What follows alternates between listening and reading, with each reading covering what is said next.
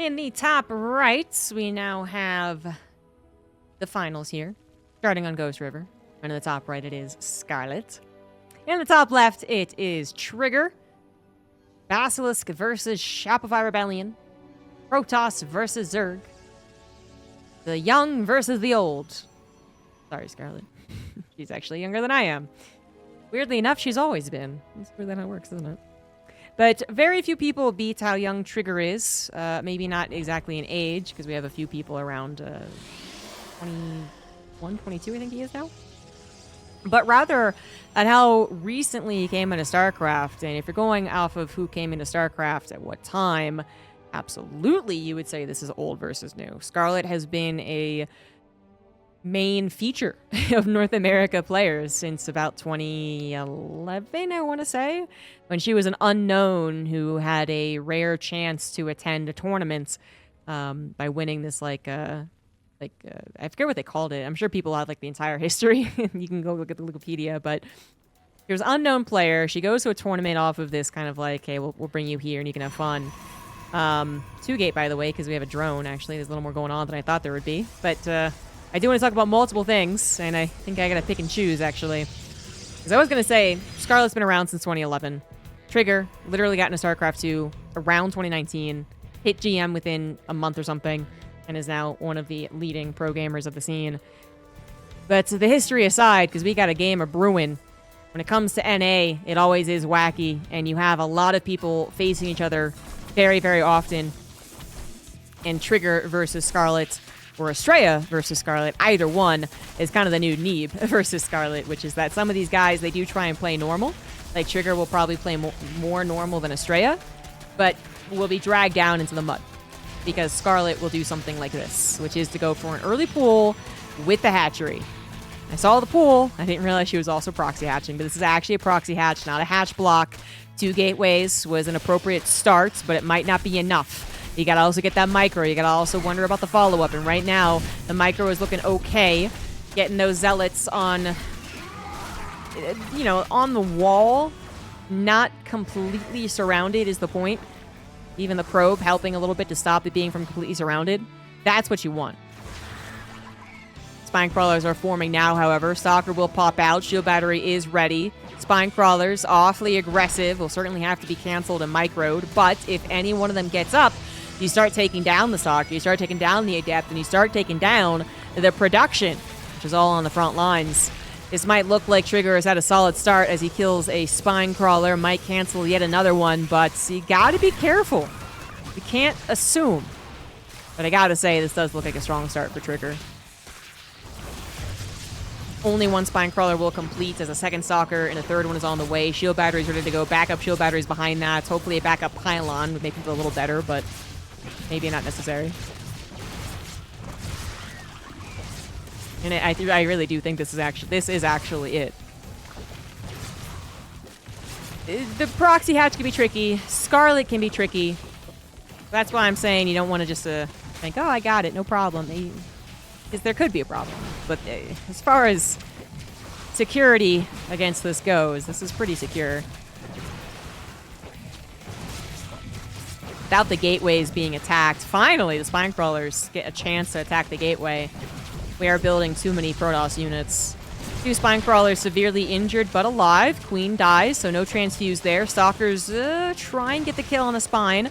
Gotta be careful, though. That one shield battery that's actually in range is out of juice. It's great to have a backup, but if you get surrounded by those lings, the backup shield batteries won't be able to help.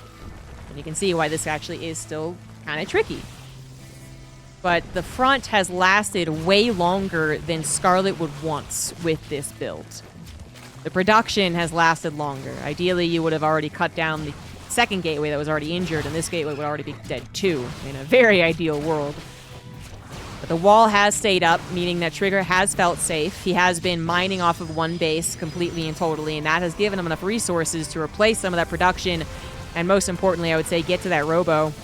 This is a problem. Pylon is on the way, but we would like to actually be building that Adept and an Immortal and a Warp Prism. An Immortal and a Warp Prism would solve all your problems. Oh my god, my cat! Oh my god, I'm so sorry. Okay, the Stalkers get surrounded. Only happening at the critical moment. Very quick thinking on the recall, though, from Trigger, though. Very, very quick thinking. Nicely done.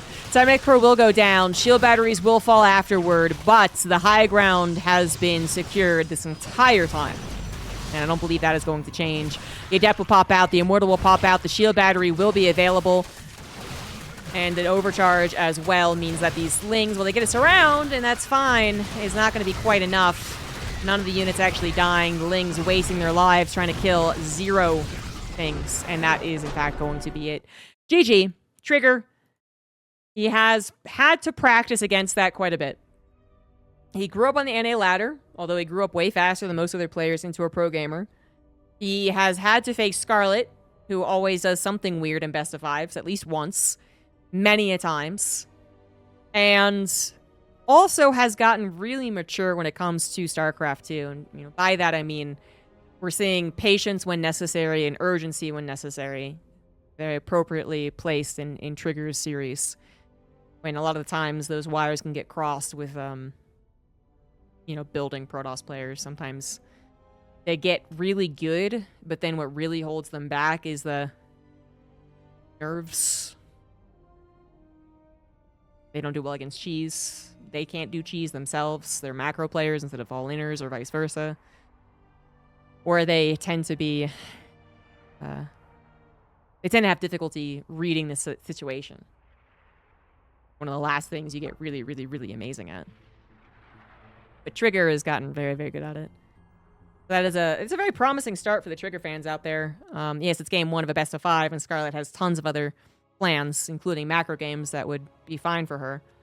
But that's a very good start for Trigger, because for Trigger, I think the only thing that has been holding him back the last, let's say, 6 months has been his mentality, his offline performances, and a little bit of the letting the game or letting the series go when he has such a promising start. So that game was a promising start, and he completed it. He didn't do any mess-ups. Now let's see if Trigger can continue by having the entire series actually end well for him. He's been victim to a few comebacks. Scarlett's in the top right, sending out a drone. In the bottom left, it is Trigger. We are on Dynasty, so this is the weirder part of the map. Otherwise, outside of this, maybe it's not that weird, I guess. You could take your natural, then a triangle third. But this is the safe natural, if you take it back here. And the unsafe natural, if you take it over here. And even this is only so safe, because you can still back over the gold. Trigger goes for the scout in the gold base immediately.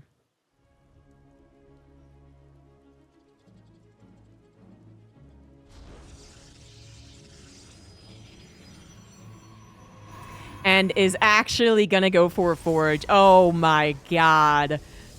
Scarlett, I would say typically...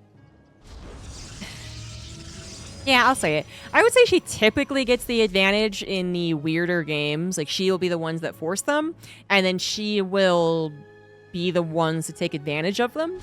And then maybe the defending Protoss player just kind of makes a crawl comeback. They just do the right things from then on out to make the comeback happen. But sometimes Scarlett does something weird, and then the other player well, guesses correctly that she will do something weird. Trigger could have also done a regular cannon rush, I suppose, in case this wasn't taken, but choosing to go for the forge on this map where the Zerg player can take this rich Vespian and gold mineral base, it's a risk.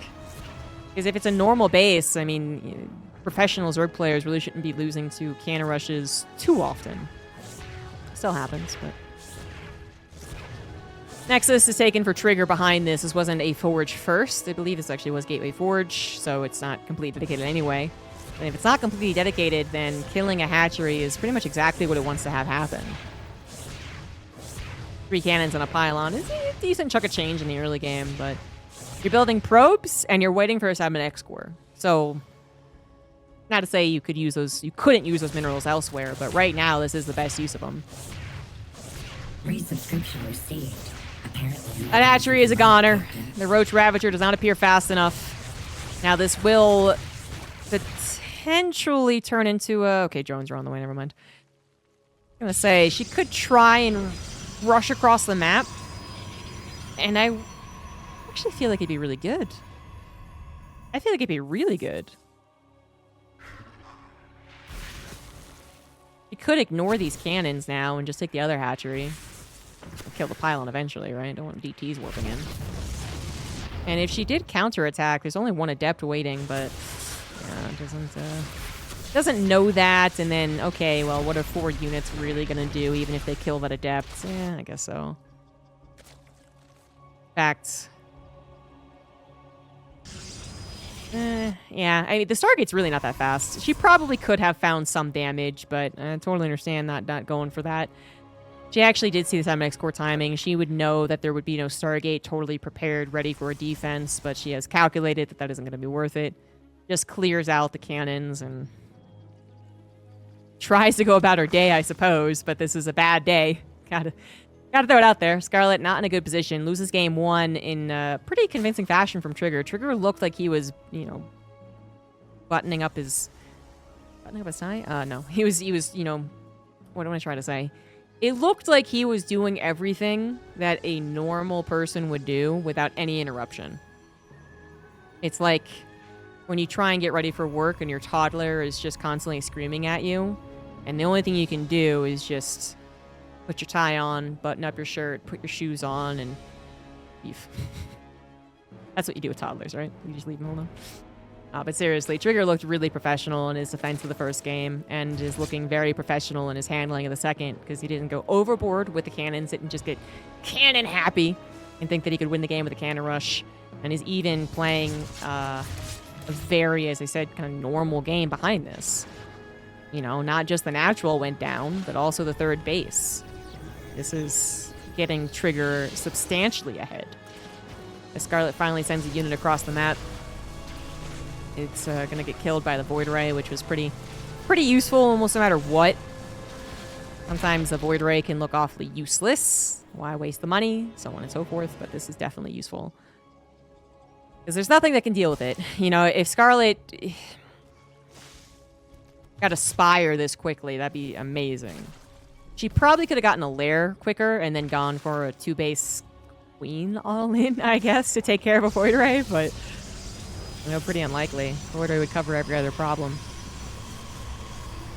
That and a shield battery, production, choke in the wall. You know, all good stuff for the Protoss here.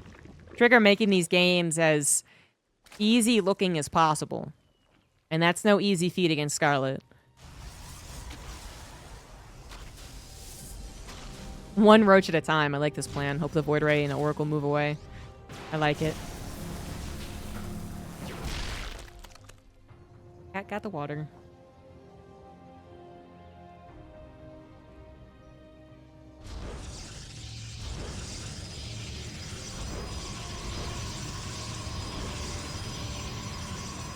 You might have wondered why I had a paper towel right next to me. How often Nixie tips over my water.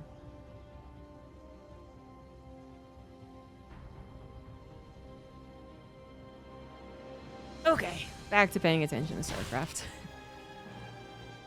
We gotta be honest, it's not the most panicked I've ever been about the water being knocked over. Not like last game.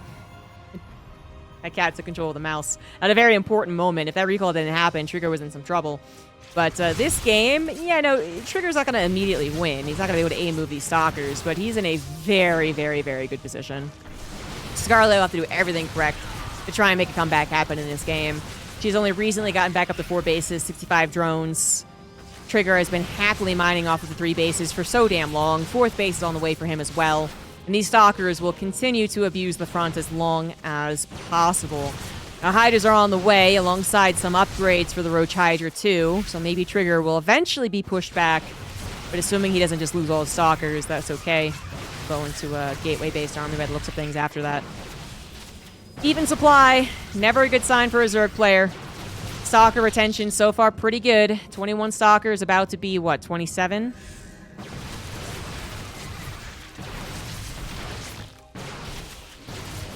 And actually, the Hydra number might already be too thin. No roaches to protect them anymore. Everything is a glass cannon in Scarlett's army as the last queen gets taken down.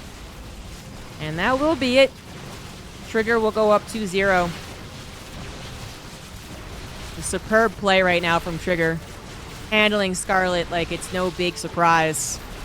And even though you know Scarlett can be tricky, there's a lot of problems with trying to do exactly what Trigger does every time.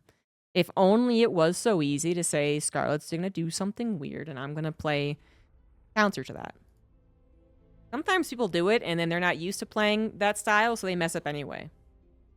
Sometimes people see Scarlett doing something different, and then they kind of all in some capacity, and then it doesn't work, and then they made the game really weird. And that doesn't necessarily favor them, because Scarlett plays so many weird games. But Trigger is doing an excellent job of just molding this best of 5 to his advantage. He is wrestling unruly opponents and putting them into submission very, very quickly, very easily. This could very well be the last game. In the top right, up 2-0, he is Trigger. And in the bottom left, we do have Scarlett. Whoever wins this best of 5 advances to the closed qualifier. A double elimination qualifier. With the other players being Stats, Bunny, Shin, Showtime, Laser, Lambo, and Firefly. One person from the Americas. We'll compete against each other for 2 spots. All of the regions, all of the qualifiers, narrowing down to the double elimination closed qualifier where only 2 spots are available to the Esports World Cup. Winning right here is not quite yet job done. Gotta beat some other very impressive names. Scarlett has made quite a few comebacks in her career. And as I pointed out last game, Trigger has lost against quite a few comebacks. Now, I am remembering mostly him losing against Estrella's reverse kills. PvP, am I right? But Scarlett's, I think, is equally capable. And has her own history of doing that versus Neep, for instance. Generally, I will say Scarlett's ability to make that reverse sweep happen has seemed a little lessened. Maybe I'm not right. Maybe I'm thinking of games that I see, and there's 5 dozen games I haven't seen. Whatever. But it wouldn't surprise me if that is true. That she has less reverse sweeps to her name in the last couple of years. So, maps have changed, metas have changed, pro gamers have changed. Zerg aggression, kind of as a whole, certainly hasn't been improved. Maybe has even lessened. As far as the early game, anyway. Well, it's always super fun to watch someone like Scarlett do the proxy hatch, do the early roach aggression, do the super greedy opener on that Rich Vespian. Whether or not it's good is a whole other question. I think it's great for throwing in a best of. I think it's great for taking advantage of an opponent who's already a little unsteady and who just get really confused in the way that she plays. And Trigger might have been that guy a year ago, but he is looking rock solid. Finally getting one of the more normal games in the series on Alcyone. The gateway expand into Stargate for Trigger. Scarlett gonna go for the 3 hatch speed, almost, well, 80% done.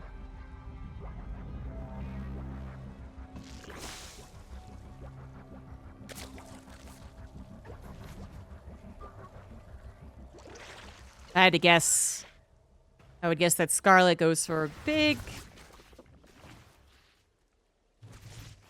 I'm actually going to say she's going to go Ling Hydra Lurker.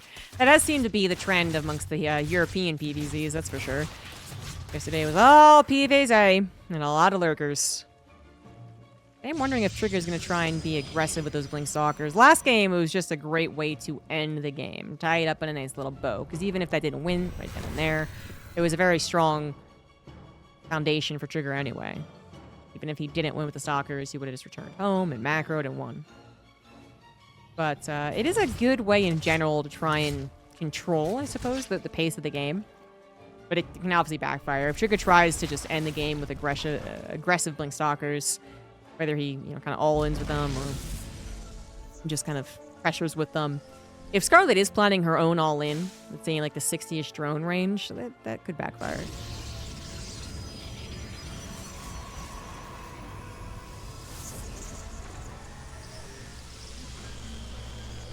Twilight Council is on the way now for Trigger, so that wasn't super, super fast. That was after third Oracle, so really not fast at all, actually. You can get a much faster blink off of the, well, sometimes even after the first Oracle, I think. But without the Forge, that's why I'm still looking at this. Wondering what it actually is going to end up being. 3 Oracles out and about. 2 Oracles swooping in the natural. 3rd Oracle swooping into the main. Also going to be the Scout. And 2 Adepts going to try and get some drone kills here. Good target fire. Good target fire. 5 drones have gone down so far. Stasis drop in the main base as well. Scarlett does respond. Only temporarily losing 2 drones. Not too bad, but more Oracles flying on in. Queen slightly out of position. That's all it takes. The last bits of Pulsar Beam are so brutal. You see those Oracles go into your 3rd and you say, oh, that's not that much energy. Take that much energy. 12 drones in the span of 30 seconds lost. That's not the best for a player who is already down 0-2 on their last life.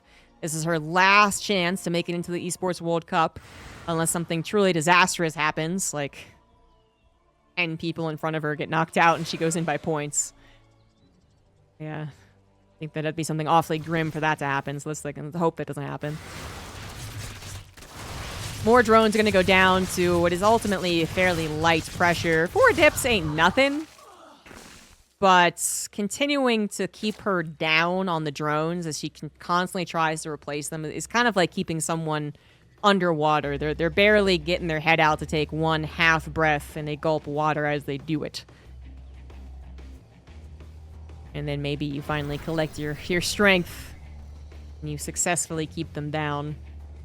In this case, that's going to be the charge lot attack. It looks kind of funky, seeing charge lots come out without a warp prism, without a proxy gate, but this is literally what Trigger is hoping. Like, that it's fast, and it can come across the map and still be doing this damage.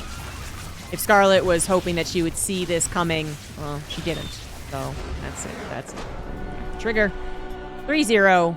Masterclass of anti-Scarlett best of 5 strategies. I mean, that was near perfect.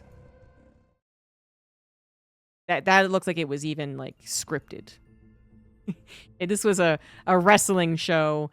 We just finally decided that it was time for Trigger to become a Super Saiyan or whatever, right? Like this from the new guy on the block, barely couldn't keep it together, always got reverse sweeped. Okay, now we scripted so that this guy just easy peasy 3-0s, one of the top dogs of America. But I'm going to show you it was not scripted. It is just Trigger finally playing to the best of his ability every single game, every single series. That's what that guy can look like when he plays his best. So Trigger will advance to the closed qualifier. And he's not in the Esports World Cup. He has to face Stats Bunny, Shin, Showtime, Laser, Lambo, Firefly. But we now have our entire list of players that are going to be participating in the closed qualifier. That will be an official broadcast. So I'm guessing it's just going to be on